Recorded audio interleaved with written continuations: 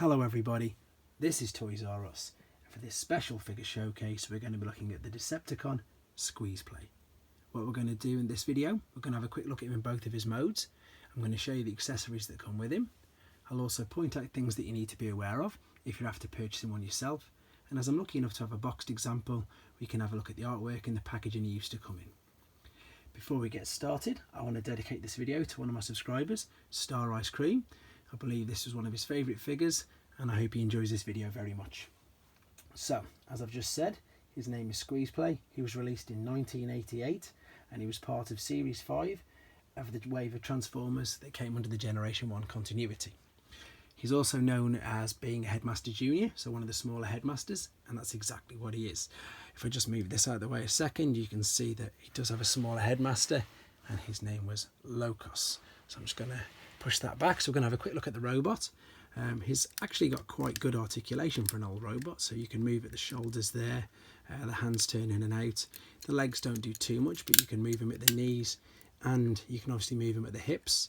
As I say, he is a small Headmaster, or Headmaster Junior is officially known as. So if I take the head out, you can see there where he's got a tech spec meter reading. The thing with this though, it's just on one barrel roll, so it doesn't matter which Headmaster you pop in, you'll get exactly the same reading, whereas with the larger Headmasters you'd get different readings depending on what it was.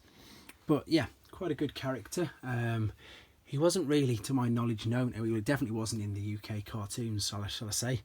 Comic books, I've not got too much knowledge on him, to be honest. But the weird thing was that when he was in Japan, he was a big character. He was part of the Super God Master Force range of figures. And due to his alternate mode being like a crab, his Japanese name, unfortunately, was actually Cancer. But obviously that's more to do with the star sign rather than to do with anything else.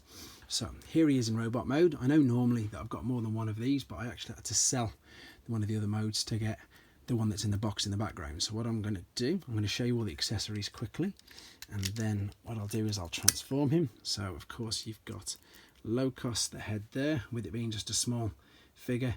It's only got the movement in the legs, the arms don't move.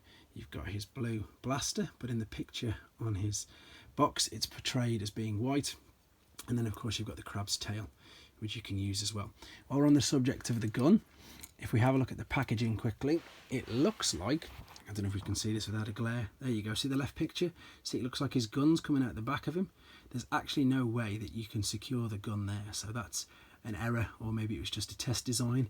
So where you can see the gun coming out, where it says look underneath where it says back, you can't do that at all anywhere. So that's an interesting thing that they've put on his box, but you can't actually do it.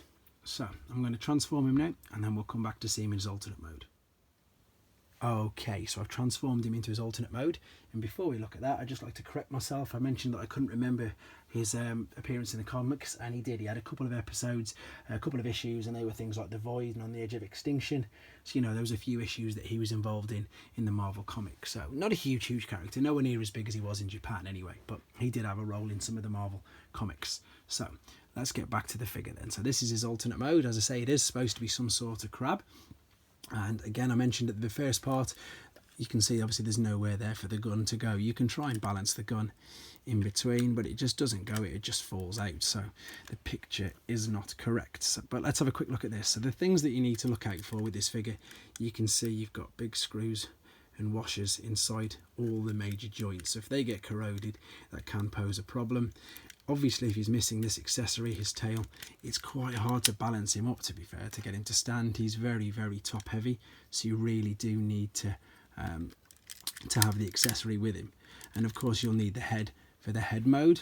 The good thing is though that sometimes you can pick these up on the secondary market in this mode, and there isn't a picture that you've got his head. However, if I show you this without blocking up too much, there's an actual compartment here on his stomach, and if you flop that down there, you can take his head Locos and you can slot him in there, like so, and there you go. So just in the picture, you never know.